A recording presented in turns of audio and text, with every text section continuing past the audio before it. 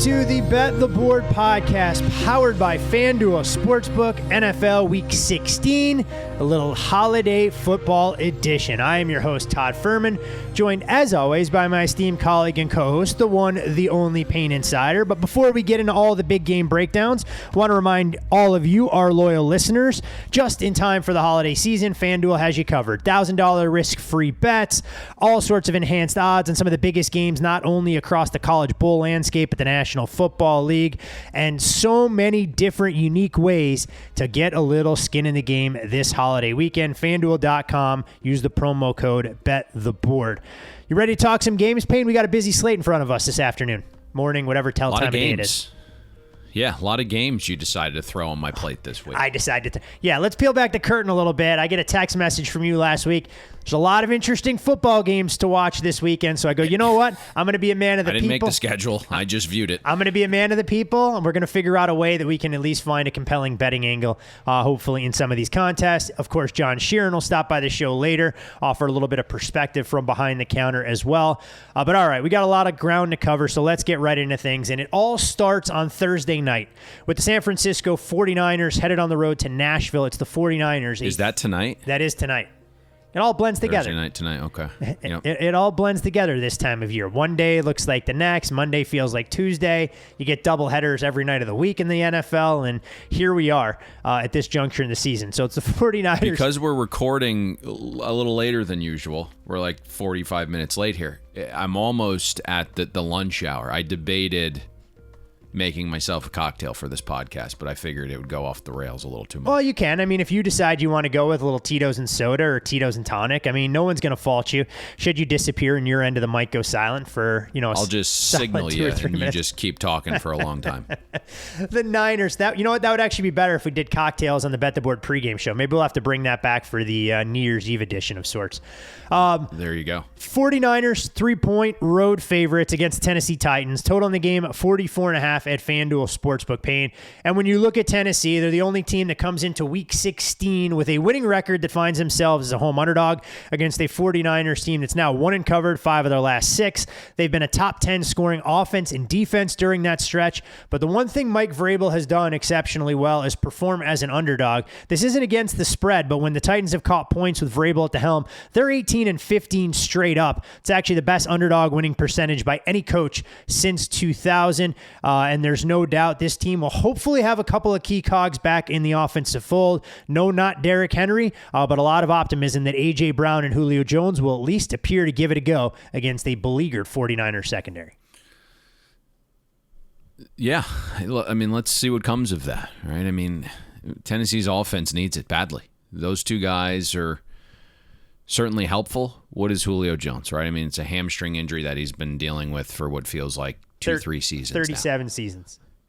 Yeah, and the last time A.J. Brown returned, it was on a limited snap count. Now he's dealing with a chest injury. It's a little different than what he was dealing with last time, but let's see what comes of that. I mean, Tennessee's offense at this point is kind of what it is, right? They told us they weren't changing their identity once Derrick Henry went down based upon some of the guys they picked up, and that they were going to remain this run-first team, and they've stuck by it pretty much, right? If you look at like early downs, the first 3 quarters with Derrick Henry the first 8 weeks, Titans were 55% run. Without Derrick Henry from like week 9 onwards, the first 3 quarters on early downs, 53% run. And it doesn't really seem to matter the sample if you're looking at the first 8 weeks with Henry or you're looking without Henry.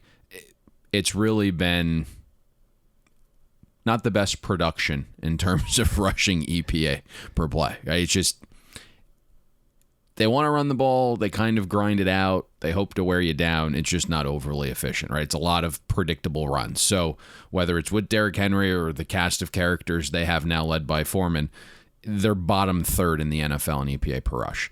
And so if you're going to run it a lot and you're going to stink at running it, your offense isn't going to be very good. And so you're looking at a Titans offense right now trending terribly, 26th in EPA per play since week 9. The weighted efficiency is 25th. You kind of hit this perfectly. The way you want to attack the 49ers is through the air. That is where they are susceptible. Their run defense has been outstanding, second in defensive rush efficiency. If you break it down to early downs, the first 3 quarters when the Titans typically run it the most, San Francisco top 5 in EPA per rush allowed. So it's possible, maybe, like short week, Thursday night game, cross-country travel, that zaps the 49ers' physicality up front a little bit, but all signs point to Ryan Tannehill needing to throw the ball here for the Titans to have success on offense. And you just kind of look across the board, whether it's injuries, whether it's how they've defended passes this season to this point. Like, it's just, you want to throw on the 49ers defense. They're 21st in defensive pass efficiency. Since week 9, 27th in EPA per pass allowed. We know Jason Verrett went down in week 1. Their best cover corner in Emmanuel Mosley is out, trending towards being out for the rest of the regular season. Starting safety, Jakarski Tart, is battling a hamstring injury. So the starting corners the 49ers rolled out against Atlanta were Josh Norman and a third-round rookie in Ambry Thomas. Thomas was targeted 6 times. He gave up 4 receptions for 24 yards a reception. All 4 catches he gave up. It's not good, Clark. Not good at all. Now, this is the kicker. All 4 of the catches he gave up went for first downs or touchdowns. So he's in a little bit over his head here. So, you need to attack through the air. Obviously, A.J. Brown and Julio will help with that, I would think, somewhat. But this is really kind of like a threading of the needle type offense if Tennessee's going to have success here, right? Like, can you protect Ryan Tannehill? All of a sudden, you're down left tackle Taylor Lewan. He's out. Roger Saffold, out. So you have 2 starting linemen that are out for this game for Tennessee. So it's basically, can Tannehill get rid of it quick enough to attack the weakness of the 49ers defense before pressure gets home? Titans are 24th in pass block win rate, and that's when they don't have 2 starters out. 49ers 7th in pass rush win rate. So Ryan Tannehill also has been horrific when pressured, especially when you can get home with 4 guys. 54 passer rating when pressured, 10 turnover-worthy throws, 6 picks, 3 touchdowns.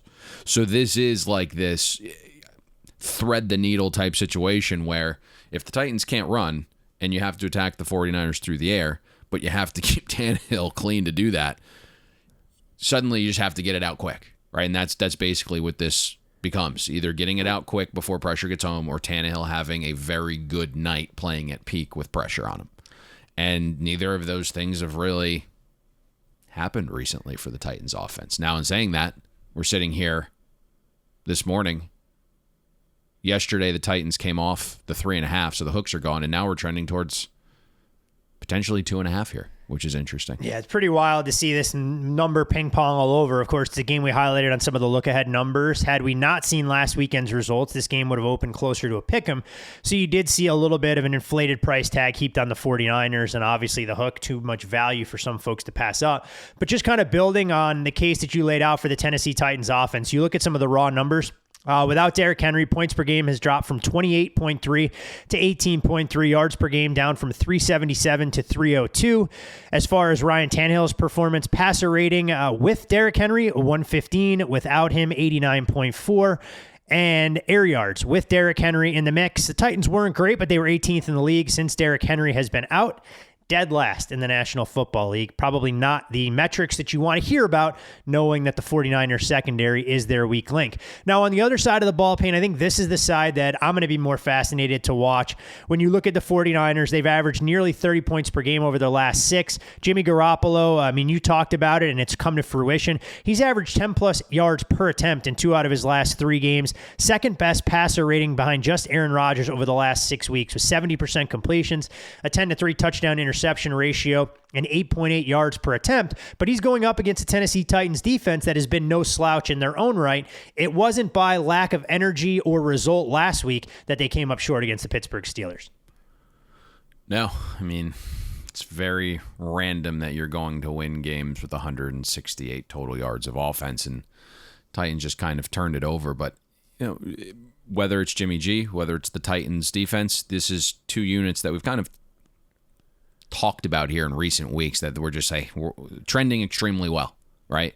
And since week 9, San Francisco's offense, 3rd in EPA per play. The Titans defense, 5th in EPA per play allowed. Now, I think you have to give Vrabel and some of the guys on that defense credit for picking up the slack with all the injuries that have taken shape on offense. Now, some of that defensive improvement is a byproduct of schedule, right? Along with opposing offenses not really feeling pushed and a need to open it up based upon what the Titans are on offense. But there is clear improvement from Tennessee's defense. What makes this matchup even more interesting is we know Kyle Shanahan wants to run the ball. It's this exotic run game for him. He doesn't view it as like old school because there's lots of outside zone run and there's a ton of motion in the run game and we're lining up receivers at running back. And that makes the 49ers run game pretty explosive, and then they can work in play action off of that with Jimmy G, and everything looks the same. And it makes it really difficult for a defense. But what's interesting is part of this, resurgence defensively for Tennessee has been the way their defensive line has dominated the trenches. And so you wonder if that's going to take away some of the 49ers run game, especially with Elijah Mitchell out.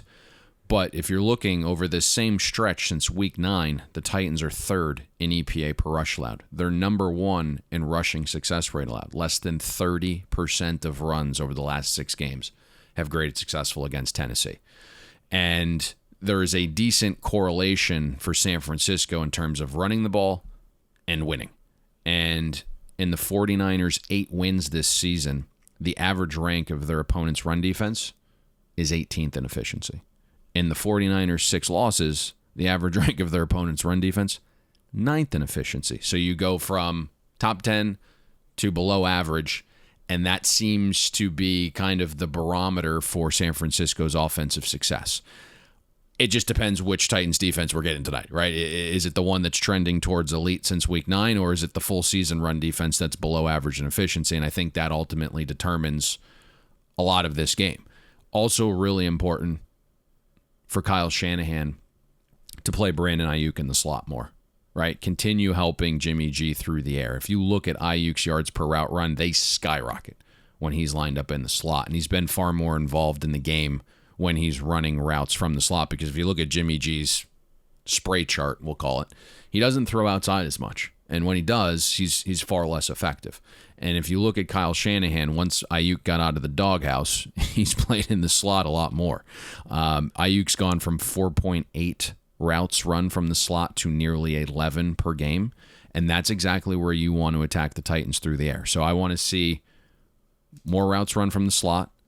And if you look at Tennessee's primary slot coverage guys, it's either been Elijah Molden or Kevin Byard, right? Those 2 guys have 334 slot coverage snaps between them. Quarterbacks have a 137 passer rating when targeting those 2 guys in the slot. Now, Elijah Molden was just placed on the Big C list Monday. So the Titans can't defend the slot, and now their primary slot guy is likely out. Chris Jackson, who helps in that regard, he's on IR, hasn't played since week 9. So Shanahan needs to get Ayuk and Debo in the slot, and I think the 49ers should be able to do some damage through the air in that area of the field, Todd. Should be one hell of a game. Obviously, travel not working in favor of the San Francisco 49ers, going across 2 time zones on a short week. Tennessee, the short trip, return home, and a bounce-back spot potentially against the Pittsburgh Steelers. But if you want to be elite, these are the kind of circumstances you have to win under. And San Francisco, still plenty of work to be done to secure passage to the NFC playoffs as a wild card. The same can be said about the Tennessee Titans, who have suddenly seen their division lead continue to shrink amid the Colts' resurgence.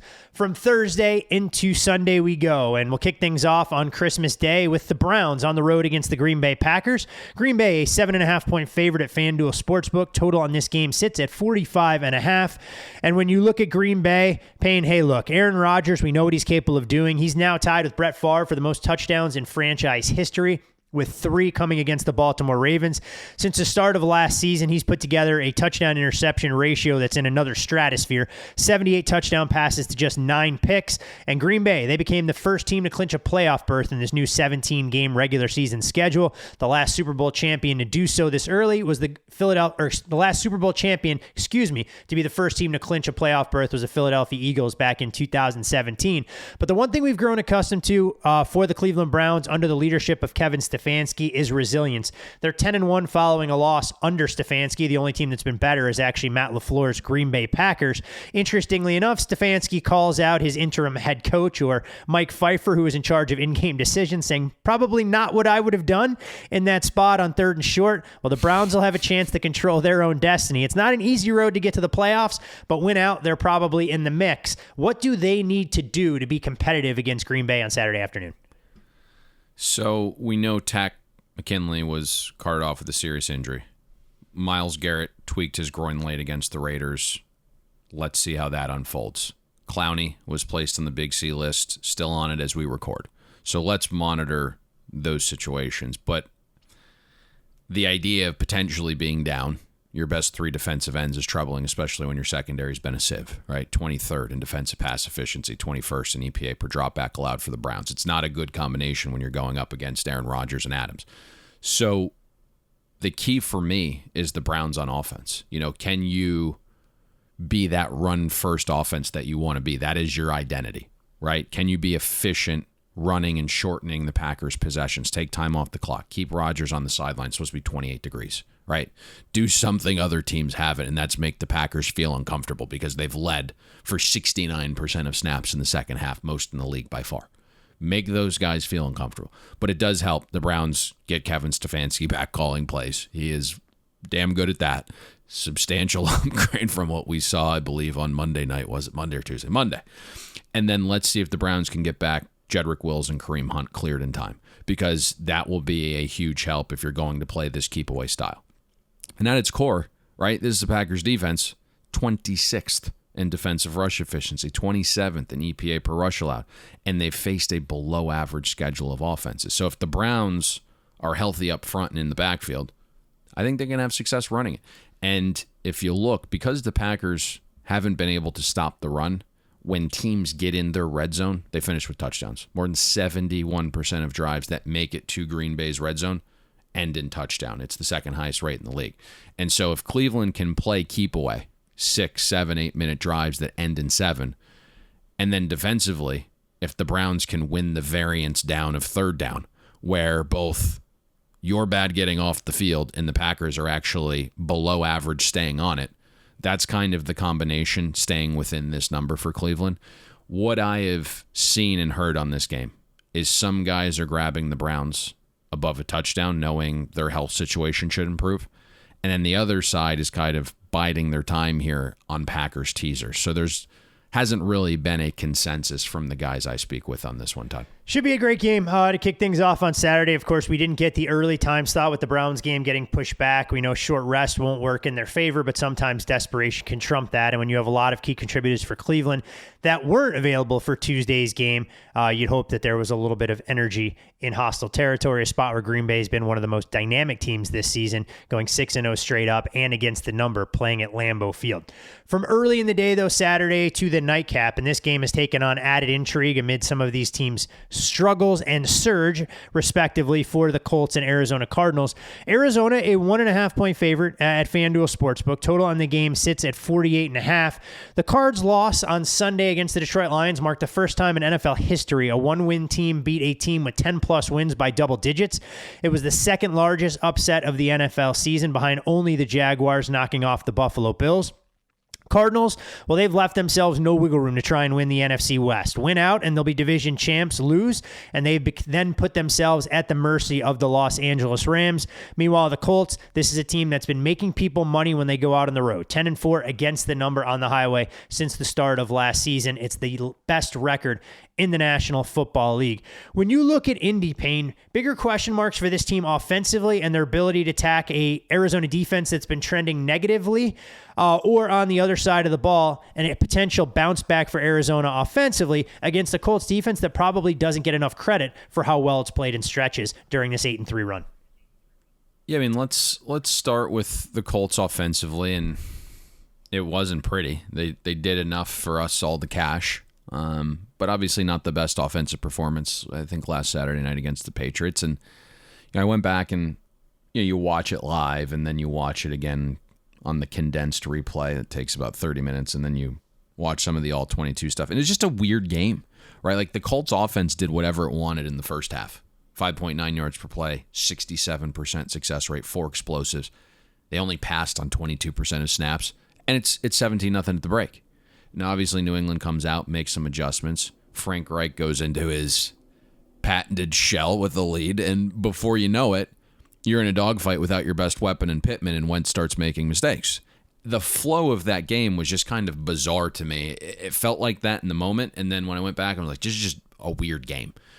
Now, I do think this matchup against Arizona's defense should be easier.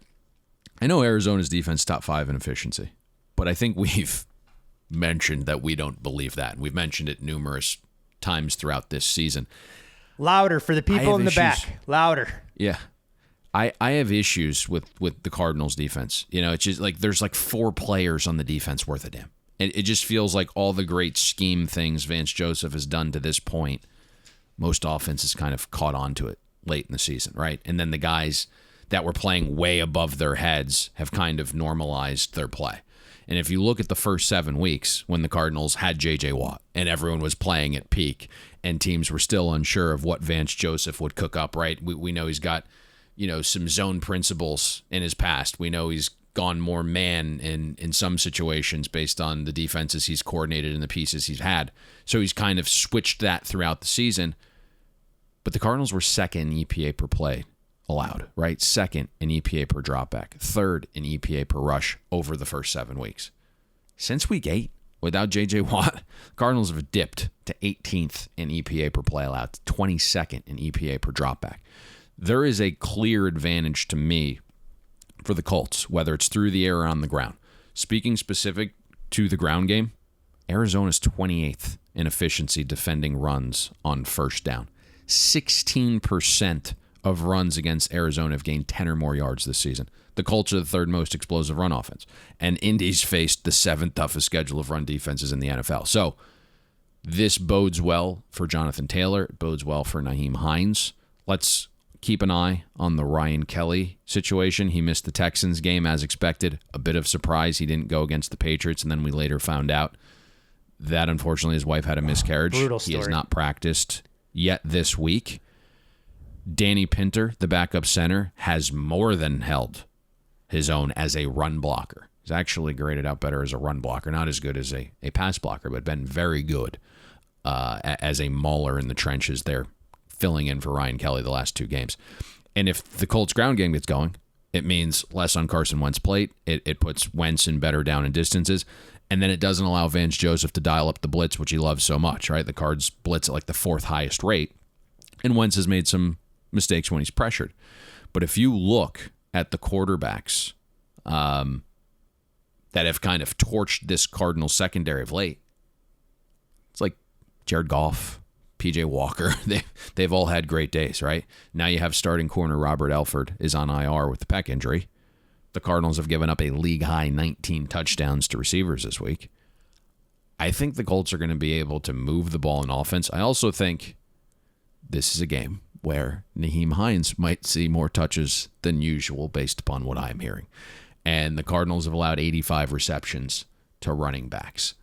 It is they played Saturday, so it's not really a short week game for Indy, but I am hearing they want to lighten the load a little bit on Jonathan Taylor. Now, will he allow it as he is in the hunt for MVP? He knows he's the horse. He believes he gets better as the game goes on. But I think we may see Nyheim Hines a little bit more potentially out of the backfield in this one. Jonathan Taylor, the chance to flirt with 2,000 yards, and a guy who's seen his odds for MVP come crashing down now in the single digits, puts him only behind some of the elite quarterbacks at the position. Still may be a big mountain to climb, but no doubt people have taken notice of what he's meant to this Indianapolis offense. On the other side of the ball, Payne, Arizona offensively, Kyler Murray is going to need a bounce-back performance. His worst completion percentage of the year last week against the Detroit Lions pretty much told everybody that the team wasn't prepared. He's now thrown the same amount of interceptions in his last 4 starts as he did through the first 7 games When you look at Kyler Murray this season, with and without DeAndre Hopkins, the numbers are staggering as far as an offense. Yard per play drops from 6.4 to 4.8. Yards per carry falls off the table from 4.6 to 3.4. And yards per attempt from 8.3 to 6.66. If you're Arizona and Cliff Kingsbury and you're trying to figure out how to attack the Colts, is there an area of vulnerability you've seen from Indy, despite the way their linebacking core is playing and the kind of productivity they're getting right now from Kenny Moore in the slot and Xavier Rhodes starting to regain some of that form that we grew accustomed to during his time in Minnesota? Through the air. Right? I mean, you look at the Colts, they got back to stopping the run pretty well against New England overall. And this is a pass funnel defense to begin with. And then you look at Arizona, right? 23rd in run block win rate. So this isn't this mauling offensive line that's going to create a ton of room in the run game. So when I look at this, it is going to be on Kyler Murray's shoulders to get back on track. And you mentioned those great numbers with and without Hopkins, and they are certainly relevant and something that you need to be factored into the line. But Kyler's got to get back to playing within the system. And this is something that we've talked about at points throughout the season. And obviously, you know, we've mentioned backyard football before, and then he goes out and has a great game, and, you know, all of the Arizona homers and haters start to like pile on. But this is kind of what we've seen over the last couple weeks, right? It's like the defense that appears elite on paper because they're fifth is actually like trending towards being average. And the head coach that everyone was clamoring for to be coach of the year through about 8 weeks has suddenly not figured out how to formulate an end game situation or strategy against the Rams, and then doesn't have his team prepared for the Lions. So we're having issues with the coach both in game and in preparation. And then Kyler Murray's taken a step back since he's rejoined the team. But one thing that I am seeing right now is he's not playing within this system. And this is kind of what we've gone back to with this backyard football. If you look at Kyler Murray, he's getting the ball out on time. When he's operating from the pocket, 8.6 yards per attempt, plus 0.21 EPA per play and a 57% success rate. We know Kyler's got wheels, right? And all these defenses start to like talk about keeping him in the pocket and not letting him improvise and letting him get outside and beat you with his legs.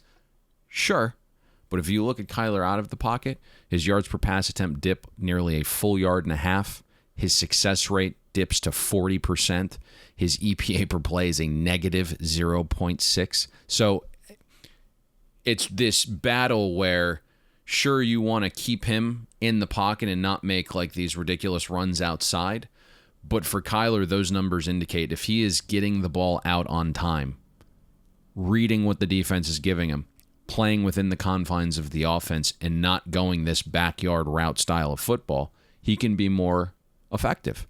Let's see if he does that, because you're not going to have Hopkins bail you out, right? I think the other thing that's interesting here is let's keep an eye on Rodney Hudson. He's a starting center if he is removed from the Big C list or not. If not, DeForest Buckner should be able to create some pressure from the inside. One of the best three-technique defensive linemen in football.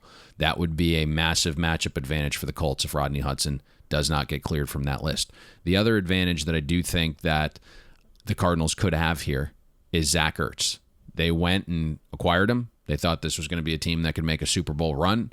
We think Zach Ertz still has something left in the tank. He's shown pretty well. The Colts are horrific defending tight ends. Bottom 5 in both efficiency and counting stats. Colts are giving up 10.6 yards per reception to tight ends, 89 receptions and 8 touchdowns. So Kyler should be able to play within the confines of the offense, and you should have a nice, reliable weapon in Zach Ertz based upon the style of defense the Colts play. But this is certainly a pass funnel defense of the Colts, and so they have to be able to go out there and execute through the air.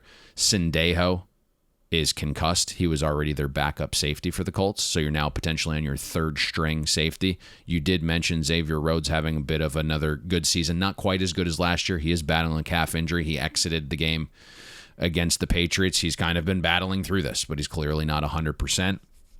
You also had Rock Ya-Sin battling a little bit of an injury last week. He was in and out of the lineup. So the secondary isn't in great standing for the Colts right now. So this should be a game where if Kyler and this offense can get back on track, they should have some some ability to move it through the air here. I think that's the case. And obviously, right, everyone's talking about them being a fraud now. So there is some added motivation here for Arizona. But the line certainly indicates the Colts to the side. There's no doubt about that. Be interesting to see where this number ultimately settles. I mean, the market has more or less caught on to the Colts to a certain extent and starting to realize some of Arizona's frailties. We'll see if they can get an all-in type effort, knowing the Rams continue to put pressure on them as far as the NFC West race is concerned. And amazing what can transpire over the course of a few weeks. Arizona with the inside track for the number one seed, not only just in their division, but the entire NFC. Now there's a distinct possibility they'll be playing wild card weekend without a home game to their credit, which, given the record we've seen, might not actually be a bad thing for this team this season. From Saturday showdown to Sunday, and this one will go a long way in determining who emerges atop the heap in the AFC North. And with the Baltimore Ravens going on the road to take on the Cincinnati Bengals, you're looking at the Bengals now a field goal favorite at FanDuel Sportsbook. Total in this game 45.5. The Ravens losers of 3 straight games by a grand total of 4 points. They were the number one seed at the conclusion of Week 12. If the season ended going into this week, they'd now be on the outside looking in as the current 8 seed. The Bengals' 8 wins is the most by the franchise since 2015, which is the last time they made the playoffs, and they were able to win last week despite not scoring 25 points the first time all season they've been able to accomplish that feat.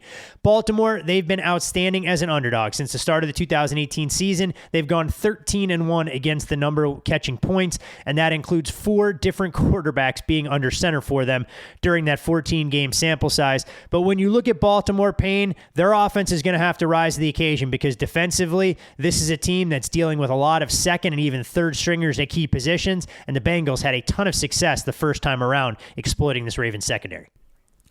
I think it's really straightforward here, right? This has to be a Joe Burrow game. Burrow needs to be the conductor, and you're going to air it out to the big 3 receiving weapons. You'll sprinkle in some C.J. Uzomah and Joe Mixon out of the backfield when pressure looks apparent. But there's a very clear path to victory for Cincinnati. And the way you give Wink Martindale's defense some trouble, generally speaking, is you want to spread it out.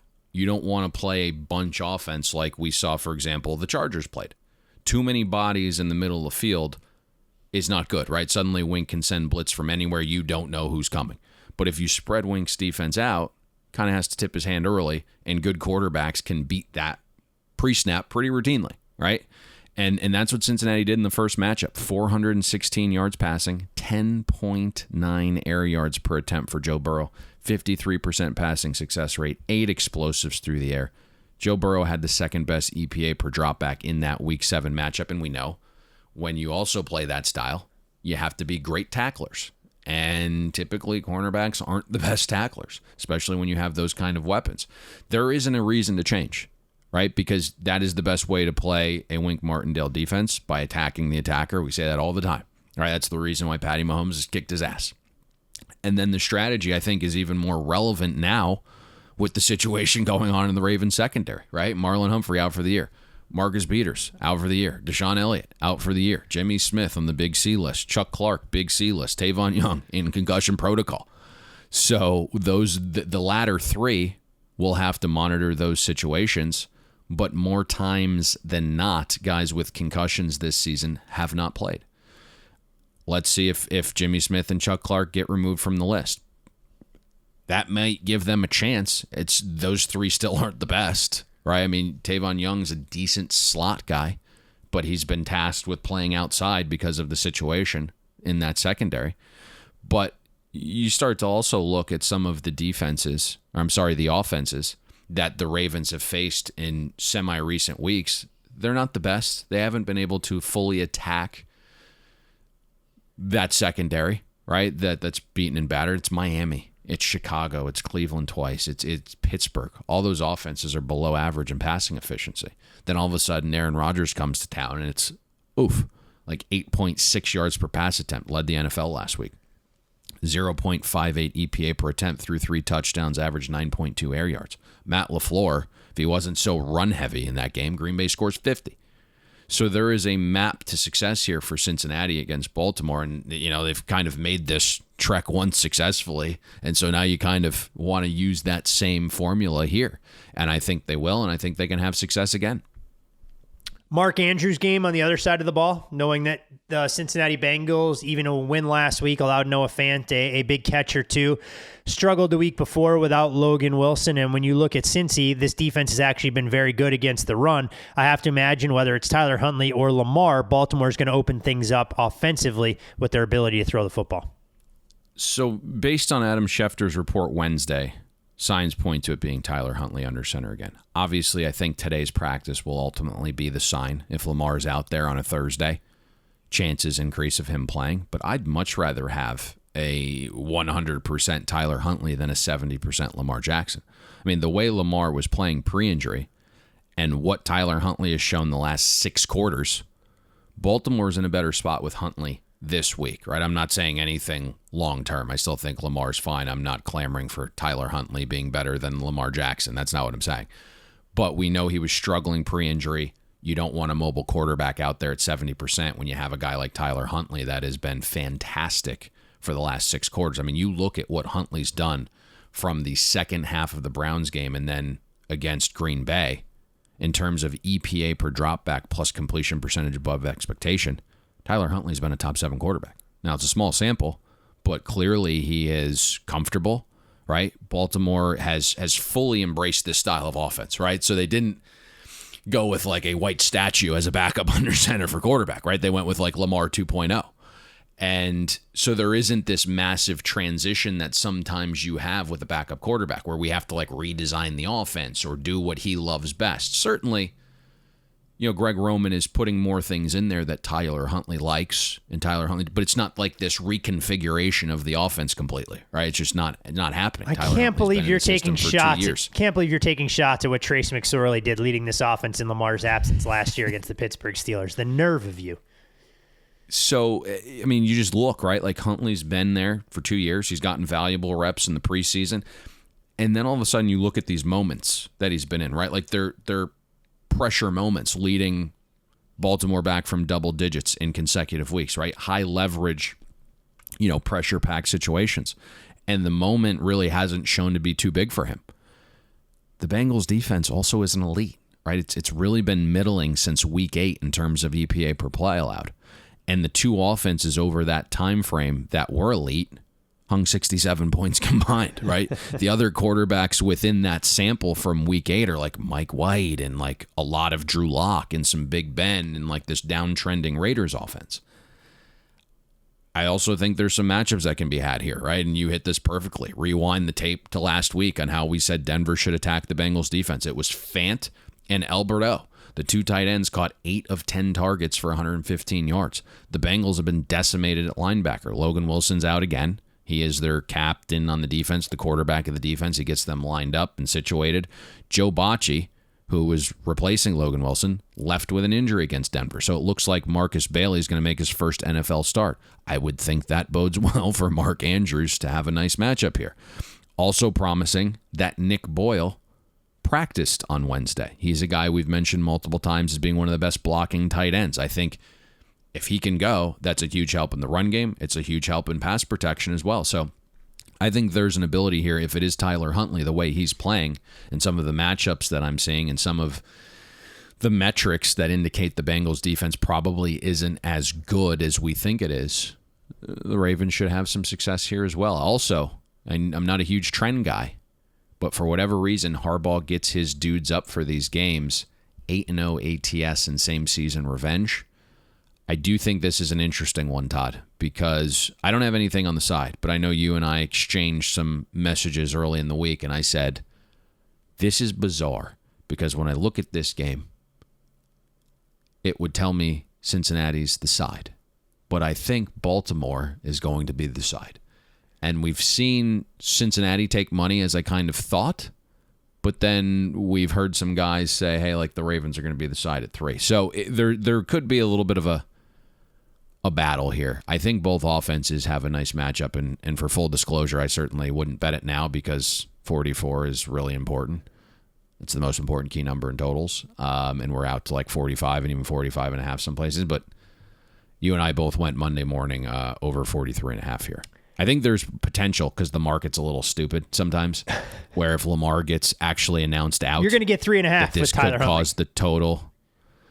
Yeah, but like, what's interesting, like, these lines should have came out with the assumption that Tyler Huntley's in. Agreed. But I think like once the news of like Lamar Jackson is out, like it's going to send this total potentially lower. And if you can get 43.5 again, I would certainly look over if that is what unfolds when Lamar Jackson potentially hits the screen is out. Be interesting because last week we saw some over money come in. I mean, you and I talked about it. Neither of us moved on it. Going over 43.5, and that total, even after Lamar got announced out, you saw it really steam up. I think I want to say it closed 46. I don't have the line history in front of me, and of course, Green Bay and Baltimore did not disappoint. So sometimes it can be addition by subtraction. And to your point, a healthy Tyler Huntley better than Lamar Jackson operating at 60%, given what we've seen in a very small sample size from Huntley so far. Yeah, and I mean, it hasn't happened yet, and it's not a conversation that I've discussed with my guys. But if Lamar Jackson got upgraded, I don't know if I like the total as much. So, yeah, kind of a bizarre game, right? I mean, we don't want to be talking about this shit, right? At like this time of the year with all of like the COVID and all of like, not quite sure who's available and like who's playing. Now, obviously, Lamar's situation is a little bit different, but we've been trying to navigate these landmines for like 2.5 weeks now. We're just kind of trying to do our best here. But yeah, it's an interesting game from that perspective. If you're Baltimore, and I've heard other people where I sat down yesterday, typically I'll eat lunch at my desk, but I decided to eat it at the kitchen table for some reason. I flipped on the television and it's like, I'm hearing people debate. They're like, much rather have Lamar at 70% than Tyler Huntley. Yeah, they're 100%. wrong. I'm just like thinking to myself, they're flat out wrong. Yeah, we're watching different stuff. Yeah, they're flat out wrong, and I kind of joked on social media last week that every pass Tyler Huntley throws and the Ravens offense looks competent with him, it decreases Lamar Jackson's negotiating leverage this offseason in terms of Baltimore giving him a sizable long-term deal, knowing the volatility in his game and potential durability concerns if Lamar Jackson slows down as a runner. Can he be a prototypical pocket passer? To be a great question, and one I'm glad that we don't have to address here. We'll leave that up to the Ravens front office when the time comes this offseason. Bills and Patriots, Payne, the winner will take a stranglehold at least. Boy, that was aggressive. It's my. I'm not throwing in the towel in on Lamar. No. I'm not throwing in the towel. But for this week, I want a healthy quarterback and not a 70%. But I'm also not offering Lamar a lifetime deal like I would a prototypical pocket passer like Patrick Mahomes. That Patrick Mahomes, he's good. Yeah, he tends to be pretty good throwing the football downfield. I won't take that away from him. Bills-Patriots, a game that'll go a long way in the AFC East in terms of figuring out who will emerge as the top dog here. Both teams come into this game with top 3 in scoring defense. I think there's a ton of noise in those numbers. When you look at the Bills this season, they're 0-5 in games decided by one possession. The lone victory they have to their resume against the team above 500 was that Sunday night affair against your beloved Patrick Mahomes and the Kansas City Chiefs. When you look at the way the Patriots have performed under Bill Belichick against the Bills, yes, I know these games come with Tom Brady, but they've had a one-way traffic. 36-7 straight up, 26-15-2 against the spread. The Bills with a little bit of home revenge for the game that got away in the hurricane of sorts that we saw on Monday Night Football. In come the New England Patriots, fresh off their first loss in nearly 2 months. If you're New England, I have to imagine, Payne, if they're going to beat Buffalo for the second time in the same season, they're going to have to throw the football more than 3 times. I agree. Listen, this side of the ball for me is really kind of just meh. This game for me in general, I'm not as excited as other people are to see it because it's going to be like the Bill Belichick answers here of execution, right? We know what these teams are. We know what they can do. We know what they can't do. Both these coaches obviously know the same exact thing. And I think Mac Jones clearly throws the ball more than 3 times here. It is going to be a physical attack up front because the Bills have not proven they can stop the run. If they couldn't stop it when you told them you were running it, what is going to make you believe that they're going to stop it with a more balanced attack? And so that's going to be a way that New England's going to move the ball here. We can hear all the things we want to hear about how the Bills' defensive players are motivated and, they didn't like the slack they caught in the post-game presser about not being able to stop the run. And yeah, sure. But you can either stop the run or you can't. And anytime the Bills have played a physical ground-first team, they've been beat up. Now, I do think this is a game where Mac Jones throws it substantially more, and I want to see what it looks like when you attack a secondary without Tre'Davious White. We know that hasn't gone quite well in the one other matchup against Tom Brady. Now, obviously, Mac Jones is not Tom Brady, but he's going to have some success through the air. The reason we have seen this total trend down a little bit is some of the question marks with the weapons. Harris did return to practice on Wednesday, so that's a good get back, especially when you're trying to employ that physical bully ball strategy. Nelson Aguilar and N'Keal Harry left the Colts game late. Harry did practice limited on Wednesday. Kendrick Bourne is on the Big C list. So some of the weapons at Mac Jones' disposal might be out for this game. But from what I have seen to this point, is there's going to be a little bit of a battle in this game, right? We had some of the math guys get out and lay New England -1. That's why we're out to 2.5. I don't see a situation where this gets to 3. But if it does, I think you're going to have a different sentiment gravitating towards the Bills at that price point, Todd.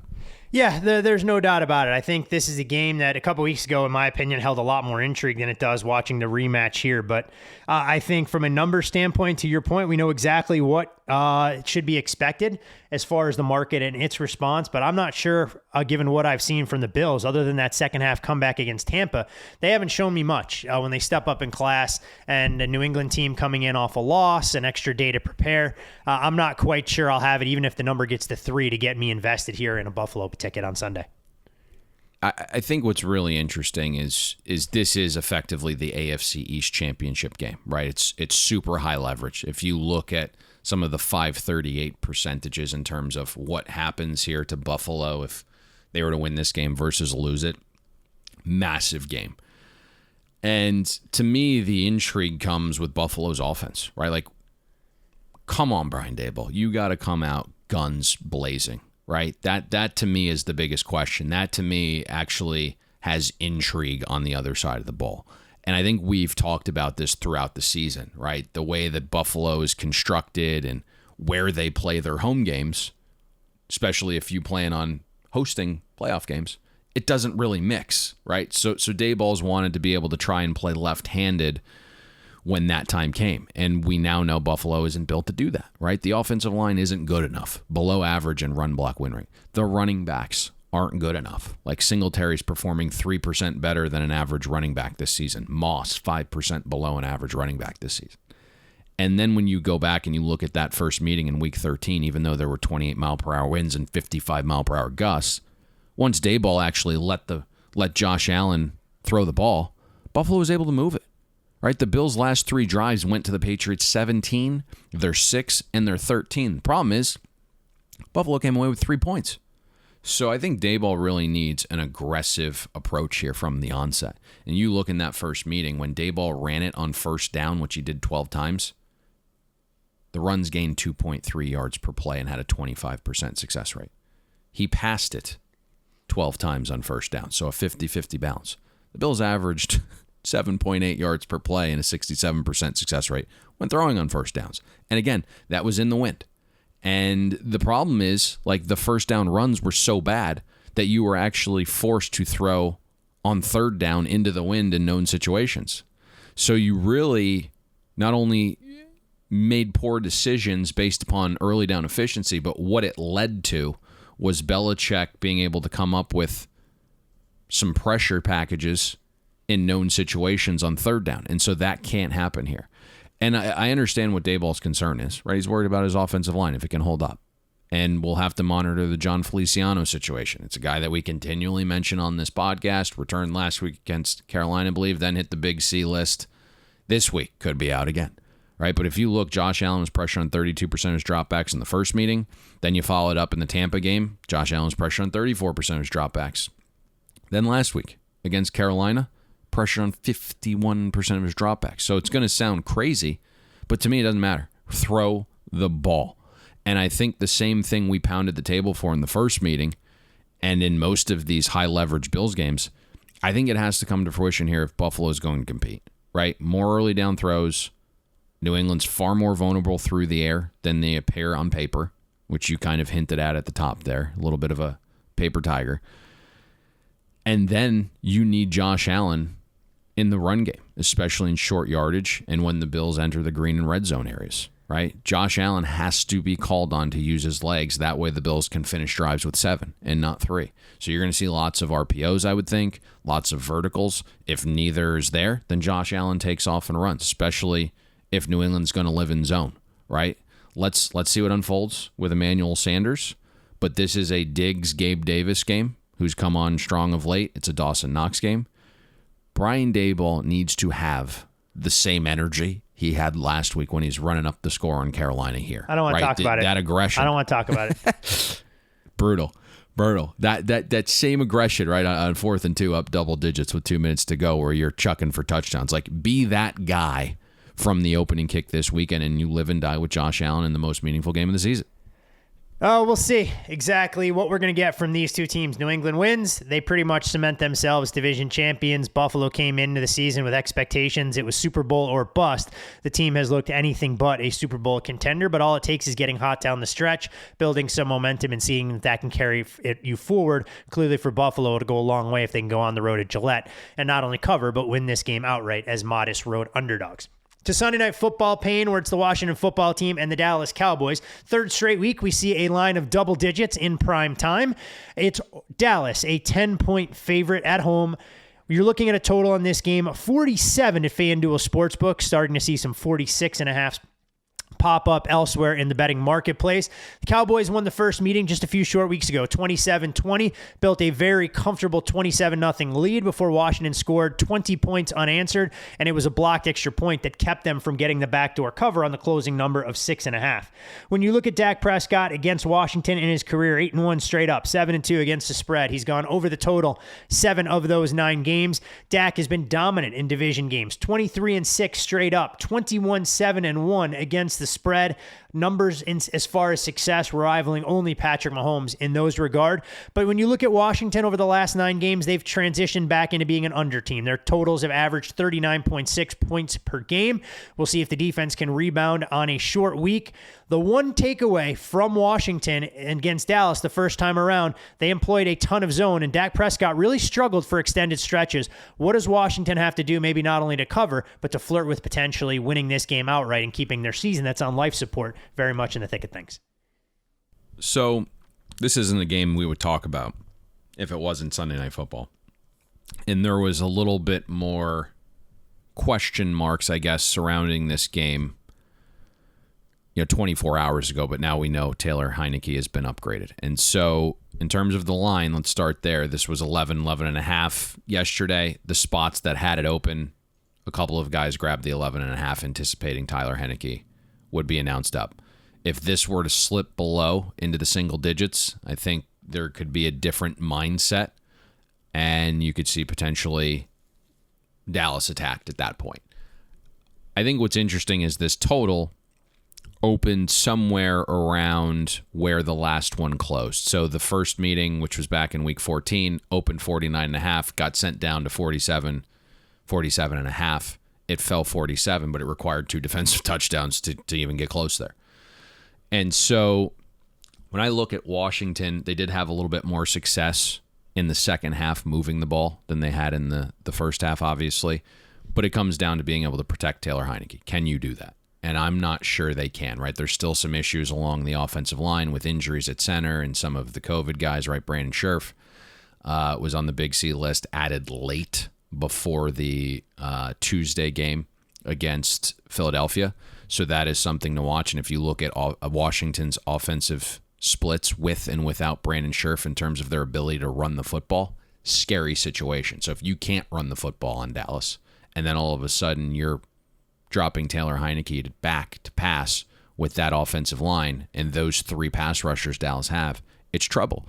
And that's kind of what we saw in that first matchup where Taylor Heineke goes for 3.2 yards per pass and a 21% passing success rate. You could see a situation where that unfolds again. And the one thing we've talked about with Dallas is how they're trending offensively, not very well. Defensively, bordering on one of the best defenses in the NFL when you look at trending metrics, whether it's EPA per play or efficiency. Now, you mentioned the kind of curveball that Washington threw with their zone. maybe Dallas will be ready for that. They'll be more equipped to have some things in their arsenal. But this is something that we've talked about. How long ago is this? A month ago, maybe? Thereabouts. 3 weeks ago, 4 weeks ago? Maybe a shade longer, a about shade shorter. It all blends together. What they were doing offensively.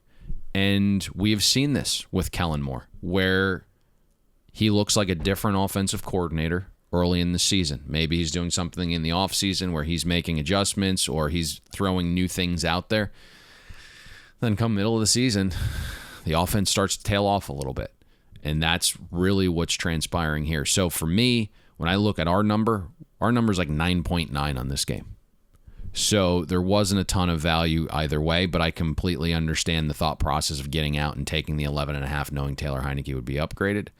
And then I could see a situation where if this were to dip below double digits, and I believe we talked to John before our interview coming up here shortly off air, and he's like, in-house we made this game 8.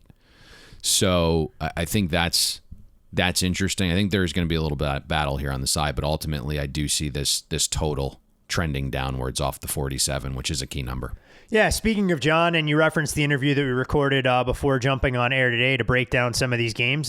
Great time to bring him in and introduce some fresh perspective and get his take on some of the biggest games of the weekend. He joins us every Thursday here on the Bet the Board podcast. You, of course, can follow John Sheeran on Twitter. That's J Sheeran, SHEERAN 1981. And John, I know it's got to create a slew of headaches when the NFL decides to reschedule multiple games, but from the bookmaking standpoint, have to imagine handle with standalone games on extra time slots on Monday and Tuesday is only a boon to your business. Absolutely, Todd. Yeah, it's always just really healthy from a handle perspective when we get standalone games. So, yeah, if we could have our choice, we would probably stagger the NFL game week, something like we saw this week. So from that perspective, despite all the challenges, the uncertainty around players and teams and games, it was net a really good thing for the books for sure in terms of handle.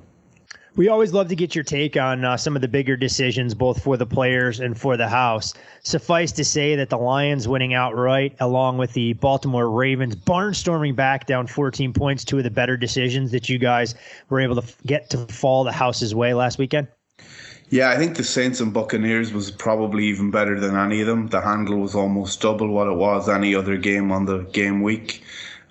Just the primetime slot and obviously the matchup, even though the Saints are somewhat diminished compared to what we're used to seeing over the last couple of years. But the way that game went, I think we ended up holding nearly 65% of what we took on the game. So pretty outrageous result there. A bit of a massacre for the public. I have to imagine, Payne, when you're talking about an NFL game at primetime that ends 9-0, there aren't a lot of folks that are cashing single-game parlays in that Saints-Bucs scenario. Especially when Tom Brady is on the bagel side of that equation. When we look here at Week 16, obviously some landmines to navigate with everything unfolding. What kind of has been the overarching sentiment from your house perspective? I know you meet with a lot of your guys, I believe, on Wednesday and kind of try to figure out some of the things you're going to do internally with these games based on COVID and some of the other things. Any adjustments for teams potentially playing on Tuesday and how you're factoring that into the lines? Yeah, for sure. Obviously, the short game week, we know the value of or how difficult it is to perform in a league where 60% of the players are carrying a knock by now of some shape or form. So I think the shortened week is definitely worth something. I think trying to quantify that is very, very difficult and probably rather subjective. We don't have a big sample size, obviously, of people playing on a extended shortened or an exaggerated shortened week. So from that perspective, really difficult for us to put a number on it. But for sure, a big part of the conversation when we talk about games, players, teams coming back on such a short break, it's definitely going to be, I think, one of the reasons why you might see a little bit more volatility outside of the obvious reason. Yes, there's no doubt about it. And maybe that's the good place to start with Sunday Night Football, Washington and Dallas. You guys obviously saw the upgrade this morning at quarterback. What are you seeing for Sunday Night Football at this point? I know the line, you guys keep it up and you opened it a little bit earlier than most places. I think I've seen, Pinnacle and the like start to open this morning on the news of the quarterback upgrade. What are you guys seeing on that game? Yeah, I mean, we're not as high as the market is. I think the market was about 10.5 this morning. We're probably only more like an 8. So yeah, with the upgrade, I think you'll see that swing back around. I didn't get time to actually have a quick look this morning and just see where we sit right now. But yeah, I think somewhere closer to 8 is where we expected the line to be. We're sitting at 10 right now. So yeah, we definitely. It's a weak market, right? I mean, there's, like you said, not a lot of books up. We've seen kind of decent support at 10 for Dallas, and it even ticked up to 10.5 overnight, I think. So, yeah, with the upgrade news this morning, I think we expect to see it swing back the other way. Kind of so happy with the business we've taken so far in the game. There's a lot of good games on the board this week, a lot of high leverage games. When you look at one, Buffalo and New England, basically for a battle of the AFC East. What are you seeing there at this point? Yeah, we made this a pick'em game, so we're very much on the Bills side. Open 1, moved to 2.5. I think we're sitting at 2 right now. Most of the market a half a point higher. But yeah, we couldn't get this beyond a pick'em, so we're going to have a pretty strong opinion against New England in this game and take Buffalo for our lives. And I'm sure we'll see plenty of interest. Plenty of interest in the Patriots, although I don't expect this to be that one side. I think a lot of the public will like Buffalo here in the matchup. I think the narrative in New England last week will hurt them in terms of the public perception. So I think we'll do our best to kind of be aggressive on the Patriots. But I think come kickoff we'll probably have a position against the Bills despite us being with them. Makes complete sense. Another big game for division is Baltimore and Cincinnati. You guys are using 3 right now on that game. Anything that would get you off that number? I know obviously Lamar Jackson has not practiced yet. I would say things are trending poorly, but Thursday is a big day for that report. What is kind of the number for you guys if it is Tyler Huntley? Our number was only 2 in the game. Like you said, we're sitting at 3 right now. We definitely saw some professional money for the Bengals. A pretty horrific early practice report for Baltimore as well. Yep. And I think those 2 reasons are the main reasons why we jumped to 3. I think probably one a function of the other. We probably will want to see people trend positively for Baltimore this week to get back to where we were in terms of where our numbers sat. So pretty much a game that the professional money and the report have us off what definitely would have been a Baltimore position in the game. Makes complete sense. Anything else catch your eye this week in terms of sharp action or anything that you guys in-house said, that line seems a little off compared to the rest of the market? Tonight's total, I think, it was interesting. We were a little bit higher. I think the market closed around 44. Our number's closer to 46, so we're sitting, I think, about a half a point above the market in the Niners-Texans game. The line has adjusted to 3 in that game. We're not just as high as it is where it closed last night. Would probably just favor San Francisco. But like I said, the main position tonight is the total in that one, where we do like the over based on where it is at 44, even 44.5 as well. I think the rest is so much a COVID watch list here. The Jets, Chargers, Houston and Kansas City in particular. I think Kansas City is a really interesting one. Some of the kind of reports that we saw during the week are, at least in my mind, seem to almost suggest that it's even worse than what we've seen being released so far. So I think we were 7 on that game, down from opening 10.5. Our number was actually only 8.5. Who knows what's going to happen with Kelsey and Tyreek Hill. I think we might see one of them, but it's just all a little bit of guesswork so far, Payne. Living in a Steelers household around here, John, I can tell you that they see it potentially as a Christmas miracle if the Pittsburgh Steelers get to go to Arrowhead and take on a lot of the B-teamers for Kansas City. You mentioned the total on tonight's game, and it's a game that we talked about on the look-ahead adjustments early. So as far as the side was concerned, 2 games that stood out, just wanted to kind of get your take on. We've seen San Francisco obviously have their power rating upgraded recently over the last couple weeks, and the other team that's trending up is Indianapolis. I know you and Payne didn't touch on the Colts and Cardinals, but have you guys seen pretty good 2A with the adjustment, moving from more than a field goal with Arizona on the look-ahead number to where it sits right now in that pick 'em -1 range? Yeah, I think it's a really interesting game. I mean, our number was 2, and we couldn't adjust it down as far as where you do, even, with a heavy weighting on recency, which I think is important. Arizona looked definitely out of sorts, and the Colts leaning so heavily on Jonathan Taylor. And then I think that frees up Carson Wentz and Pittman in particular, despite his ejection last week, just to set up for a lot of play action. I think that will be a really interesting matchup. So I think we're seeing, a lot of buy-in on the Colts. We speak about it every week. Perception based on one result from last week does influence the public, and I think for sure we're seeing that within Arizona this week. So it's not as biased as I would have predicted 3 or 4 weeks ago for sure. So decent, good two-way action in that one, but probably just favour the Cardinals from our side.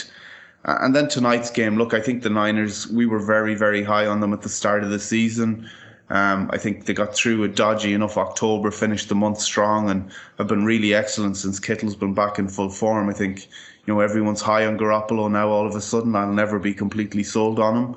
But they seem to be really efficient. I love the coach. Defensively, they've got their act together. It's a big move in terms of the look ahead, but I think it's probably justified. And I would favour myself personally. I don't really have too much of an issue laying 3. Maybe can't get it as high on the number, but I think X's and O's is probably a decent matchup for San Francisco tonight. I'm definitely setting up a steel cage match, John, between you and Payne. One of you gets to defend Jimmy Garoppolo. The other gets to try and knock him down. I think it'll be one of the more entertaining podcast segments we could possibly put together throughout the course of the season.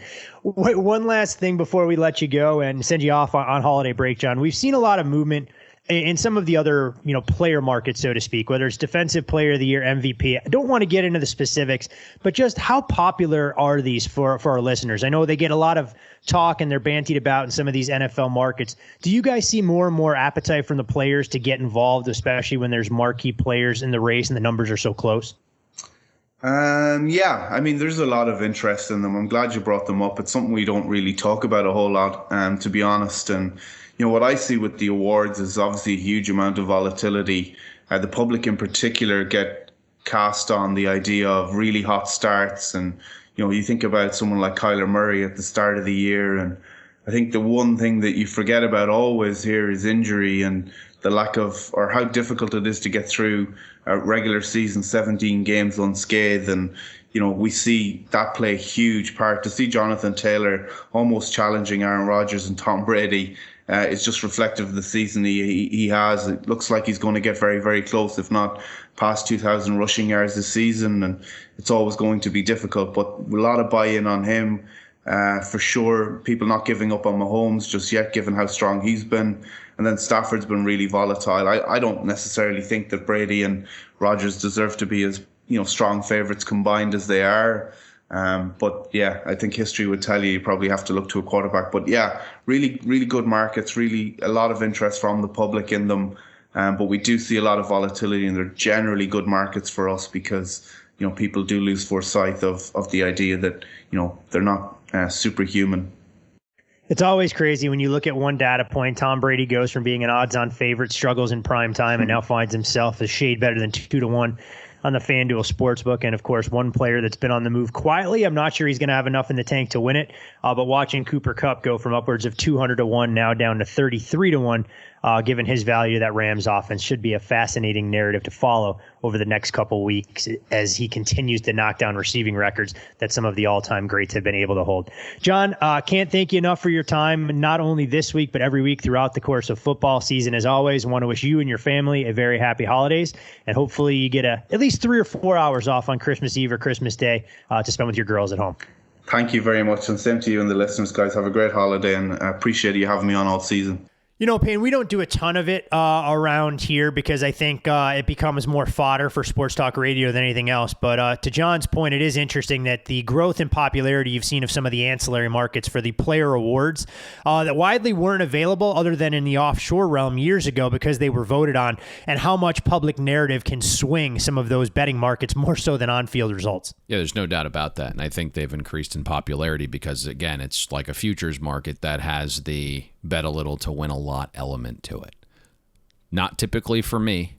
I know there is some advantages. We've seen some sharp guys nail some Heisman stuff prior to the season because they're way ahead of the market. And, you're getting 100 to 1, 200 to 1. And I guess at that point, if you have information, just like any market, that's not being factored into the number properly, go ahead and attack it. But at this point in the season, right, it's a high hold market. So, but it has that element of bet a little to win a lot. And I think recreational bettors enjoy that. Yeah, I mean, even NFL futures at this point in the season, I think a lot of the value has been zapped for a league right now that has as much parity as I can ever remember coming down the stretch. And we have to give Crack a ton of credit. I know he's talked about it at great lengths multiple times on our Bet the Board pregame show. When you're looking at a market that may have upwards of 30 to 40% hold, and you're talking about multiple teams being priced at 5 or 6 to 1, you get better value and bang for your buck with a money line rollover with a lot of these teams that'll need to win 3 games, let alone 4 if you're coming through wildcard weekend. I think this year, when we start to focus in on these playoff matchups, and we do, I think, a good job of discussing it. That's what this podcast is predicated on. Sure, we talk the numbers, we talk the prices, we'll do all of that. But I think, one of the underrated elements in finding an edge is the on-field matchups, right? How do these teams match up? And so you hit it perfectly. I think when you start to see what comes of these playoff matchups, it's all going to come down to the on-field stuff because these teams are very close to one another.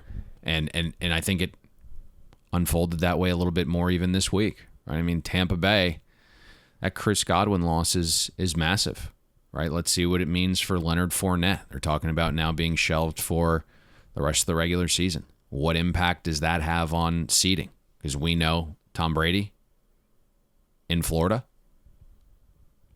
enjoys that temperature much more at his age than he would potentially traveling to Lambeau. So I think the Chris Godwin injury, the Leonard Fournette injury, maybe change the dynamic of the playoff picture a little bit here. It's always interesting. We talk about how skill position guys can be replaced, but when you're looking at cluster injuries and key cogs for a lot of these high-profile teams, the margins are slim, and there is no doubt we'll be treated to one of the better postseasons, hopefully, that we can remember as far as the NFL is concerned. We do have one game left to go, and this game, Payne, we woke up this morning, I didn't think we would be addressing it in such a fashion, but as luck would have it and the way the NFL goes in 2021 and 2022, there's a good chance the New Orleans Saints will be down to their third-string quarterback when they take on the Miami Dolphins. Both Taysom Hill and Trevor Siemian were put on the COVID reserve list earlier this morning, meaning it may pave the way for Notre Dame great Ian Book to make his NFL debut here. My guy.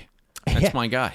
It is indeed your guy, and you're seeing Miami now moving to a 1-point favorite at FanDuel Sportsbook from a full field goal, total as low as 37. So rather than throw shit at the wall and see what sticks, talking about the Saints offense against the Miami defense, let's focus on the other side of the ball. When you look at Tua and his high completion percentage, most of it is going to be on his shoulders, because I would be stunned if Miami's able to run the football, even with a resurgent Duke Johnson against this New Orleans defensive front.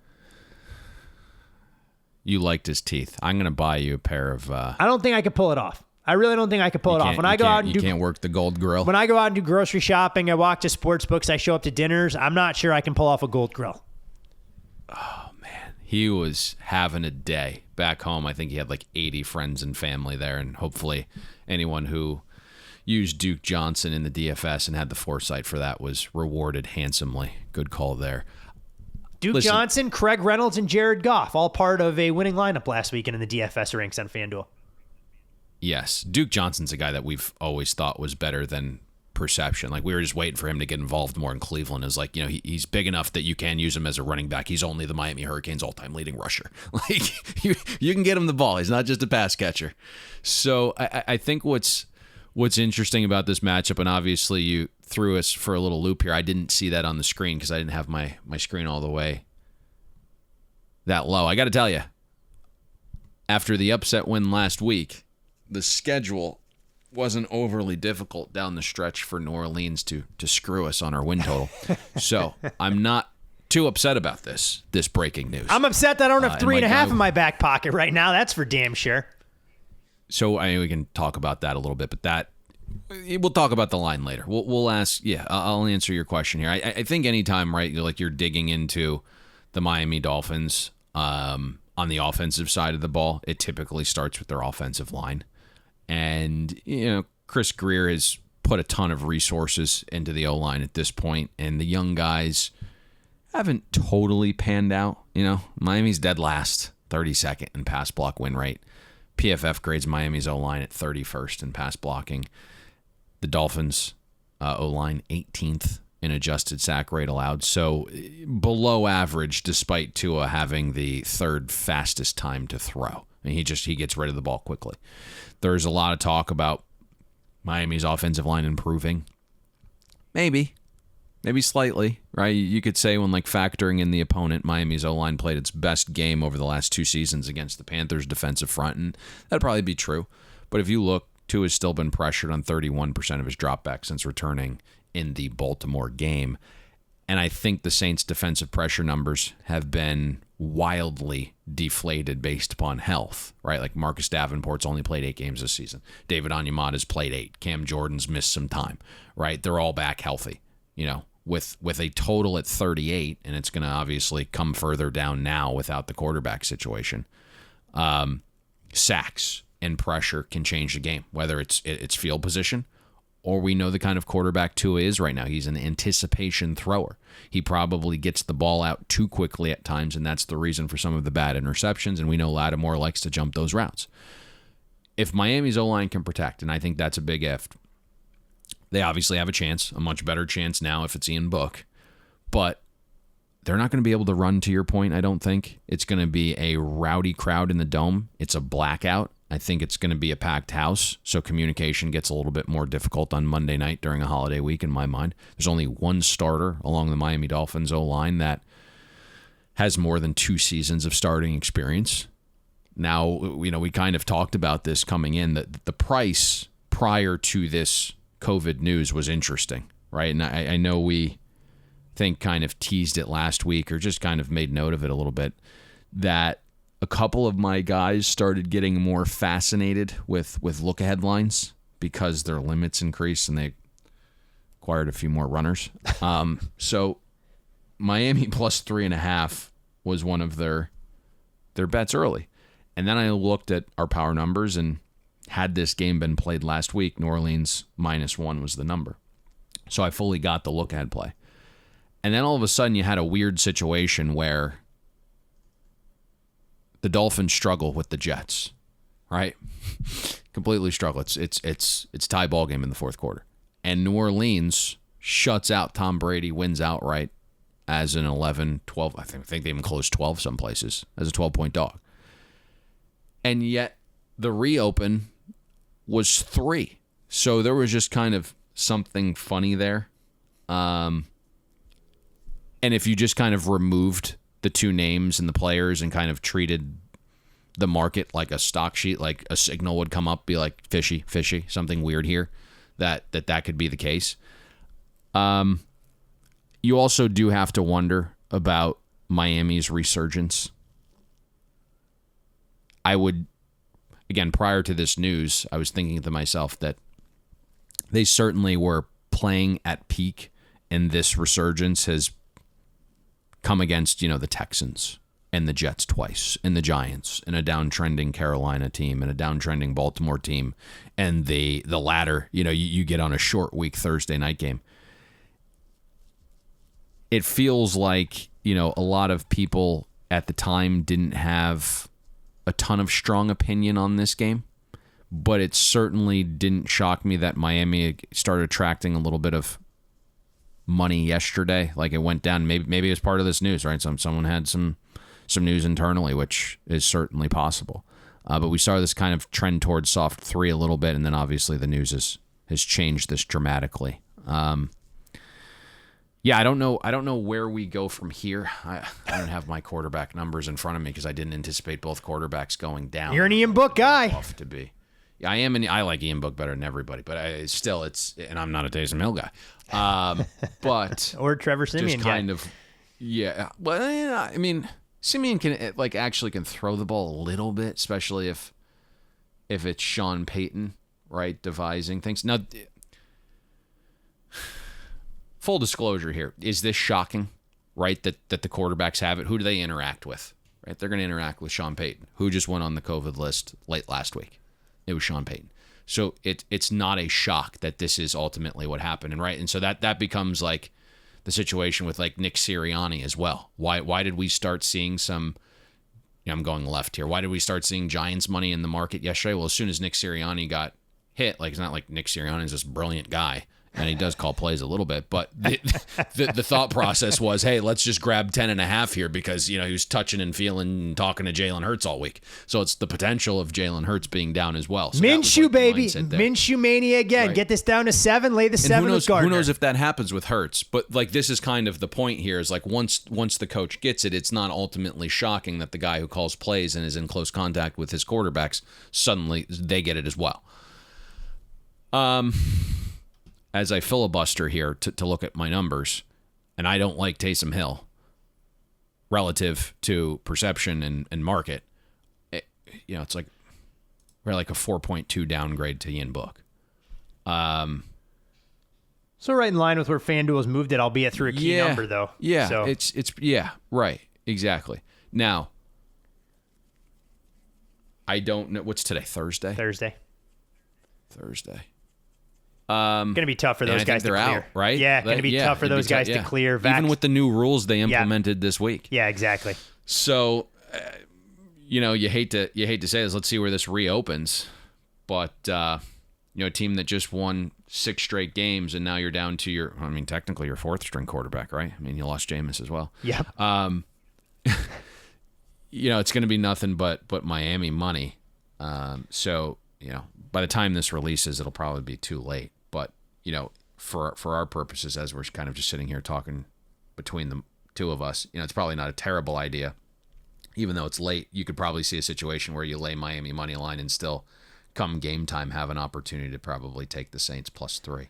Probably wouldn't argue with that. The way this market is gone once you get closer to kickoff and the news gets announced and there's still a market swell of support. And it just feels like it snowballs, right? Like, I'm obviously Taysom Hill, right? I mean, he handed the ball off how many times to Alvin Kamara, right, in practice, and I don't even want to think about. I don't even want to think about that. So, as far as offensive linemen, Kamara being out, and everybody else, and we're looking at the Saints D team out there in this kind of spot. Yeah. Well, listen. Hopefully, everyone is healthy, right? Nothing comes with. But we won our win total. There's a betting man. What about that win total? There is no doubt about it. I would have loved to get John's take on this had the news broken before we had a chance to talk to him this morning. But alas, that is the hand we were dealt. And the reason for those listeners going, what the hell are these guys doing talking about a Monday Night Football game? We have no Monday podcast this week. We'll come back in the middle of next week with the college football playoff preview, but no Monday night. Hopefully. Yeah, exactly. Hopefully. Should those games continue on as scheduled, no NFL podcast on Monday. You can follow Payne on Twitter at Payne Insider. I'm Todd Furman. You can follow me there. Most importantly, follow the podcast at Bet the Board Pod for all sorts of great information, schedule updates, and everything else that goes into it. And Payne, the final order of business before we take a little holiday sabbatical and wish our loyal listeners the most merry of Christmases.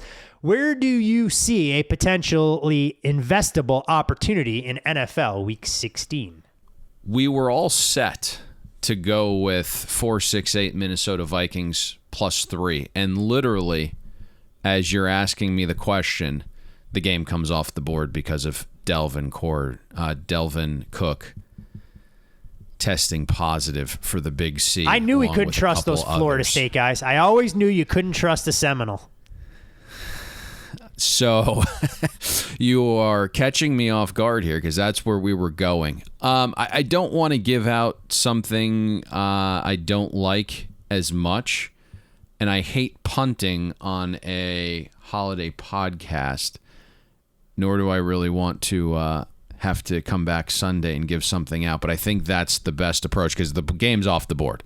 And my feeling is it could reopen 3.5, obviously a key number that we're dealing with here, and who knows ultimately what unfolds if there are other guys based upon Delvin Cook being in a huddle, right? If Kirk Cousins is out, this line, shoots up a ton. The Kellen Mond era so begins in earnest. Yes. Did not go very well for us in the preseason. No, it did not. No, it did not. Okay, let's hold off on the Vikings. This obviously sucks. And we're obviously navigating the current times live on air, which is not the best. But let's pause on the best bet. We will put one out Sunday morning, maybe even before then. It will be on our website, bettheboardpodcast.com. You will see this podcast uploaded. There will be a button that says read more, and you'll go to the body of the text.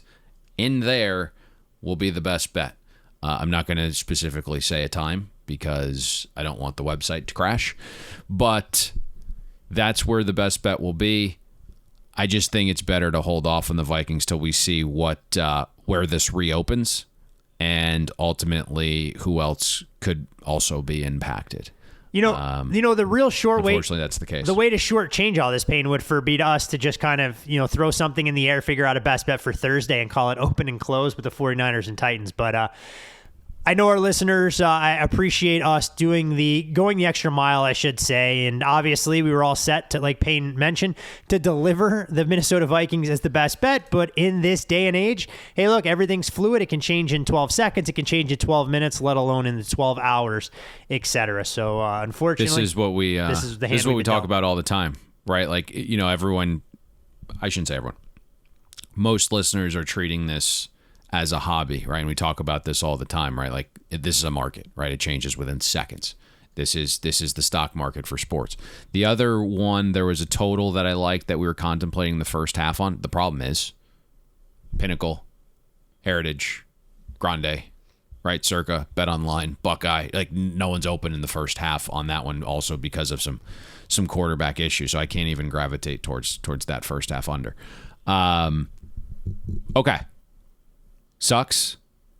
There will be a best bet before Sunday or on Sunday before kickoff of the 1 o'clock games on the website. Again, bettheboardpodcast.com. You will see this podcast posted on the homepage. There will be a button that says read more. Click that. That's where the best bet will be.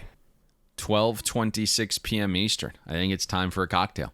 Time for you to start drinking and start your holiday break. The rest of us, we still theoretically have some work responsibilities left to take care of, but that was your choice. I know. Been out lollygagging. This I understand, but I do want to wish all of our loyal listeners, those folks that are with us for the first holiday edition, that have been with us for however long we're doing this, 5 years, as we move away from our 400th ever podcast. Boy, you're getting old. Get inch closer. I can't keep track of this. You told me we did 400 podcasts. September 2014. So, Jesus, what is that, 7 years? Been over 7 years. I like to round down. When you get to be my age, you round down. You're not sure how many more of these podcasts you're going to have the chance to do. Mainly because you're going to go into early retirement. I hear you.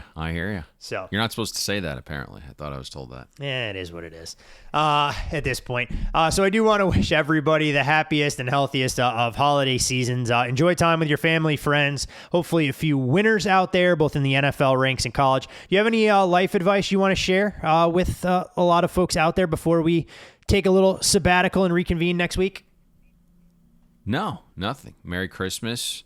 Happy Festivus. I was told that the tribe celebrated Hanukkah a little bit earlier this year, so that's long past us. What's going on with you? You're full-blown Christmas this year. I know you were integrating the Christmas into the equation. We go both. Now, we go both. I know you go both, but now it's a standalone holiday here. Are you helping put up the tree? I mean, we have a small tree in our house. We don't have a slew of presents or anything. I'm not a big gift guy. I know we've talked about this at great lengths off air. Gifts aren't exactly something in my wheelhouse. My take is always, if you want something bad enough, go buy it yourself.